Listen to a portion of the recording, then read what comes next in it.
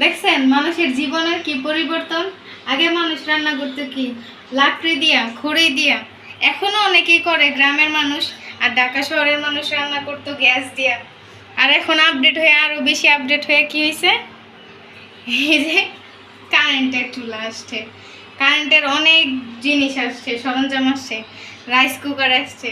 মানুষের জীবনের কত পরিবর্তন হয়ে গেছে, খুব সহজ হয়ে গেছে। গ্যাসে তো মানুষের বিপদ আছে, আবার গ্যাসে রান্না করার খরচও বেশি।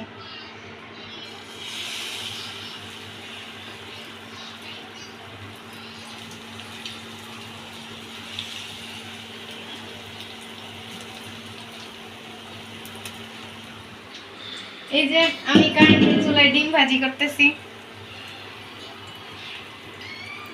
কারেন্টের চুলা হচ্ছে গ্যাসের থেকে 100% নিরাপদ, কিন্তু ব্যবহারও ভালো করে জানতে হয়। এই যে এখানে সবকিছু নিয়ম লেখা আছে, আর এরপর চালানোরও একটা মানে ইয়ে আছে, সময় আছে। কোনোটাতে 3 ঘন্টা চালাইতে হয়, কোনোটাতে 4 ঘন্টা।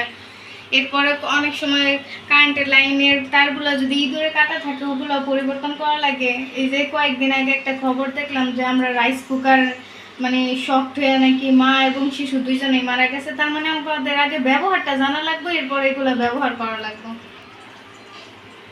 এখন আমি আপনাদেরকে বলবো যে কি কি কারণে রাইস কুকারের দুর্ঘটনা ঘটে। প্রথমত হইছে, আমরা যখন রাইস কুকারে ভাত রান্না করি, অনেকে মনে করে যে বেশি ভাত দিলে হয়তো বা এটা অনেক সুন্দর বসবো, ভাতটা ঝরঝরা হইব, কিন্তু না। পানি যখন বেশি দেওয়া হয় তখন এটার উপরে অনেক চাপ পড়ে, মেশিনে চাপ পড়লে অনেক সময় এর দুর্ঘটনা ঘটতে পারে। এরপরে আবার হচ্ছে যে এই যে তারগুলো আছে, তারগুলোর মধ্যে পানি থাকলেও দুর্ঘটনা ঘটতে পারে, অথবা ইঁদুরে কাটা থাকলেও দুর্ঘটনা ঘটে। তাছাড়াও এই যে আমরা যখন রাইস কুকারে ভাত রান্না করি, আমরা কি করি, অনেক সময় পুরোটা ভাত রান্না হওয়া পর্যন্ত এটা সম্পূর্ণ ঢাকা অবস্থায় রেখে দিই। এতে করে কি হয়, এটার ভিতরে অনেক চাপ প্রয়োগ হয়, চাপ প্রয়োগ হলেই একটা দুর্ঘটনা ঘটার সৃষ্টি। এই যে আমার ডিম ভাজিও এইদিকে হইতেছে।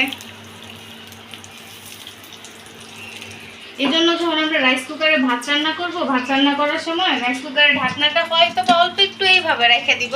এইভাবে রেখে দিলে ভিতরের যে বাতাসটা আছে ওটা বের হয়ে গেলে আর এই মানে এই দুর্ঘটনা হয় না।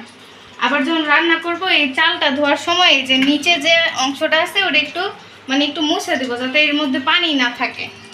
এর মধ্যে পানি থাকলেও এটার মধ্যে দুর্ঘটনা ঘটতে পারে। একটু সাবধানভাবে যদি আমরা সচেতনভাবে ব্যবহার করি, তাহলে নিরাপদভাবে আমরা সব সময় এটা ব্যবহার করতে পারবো।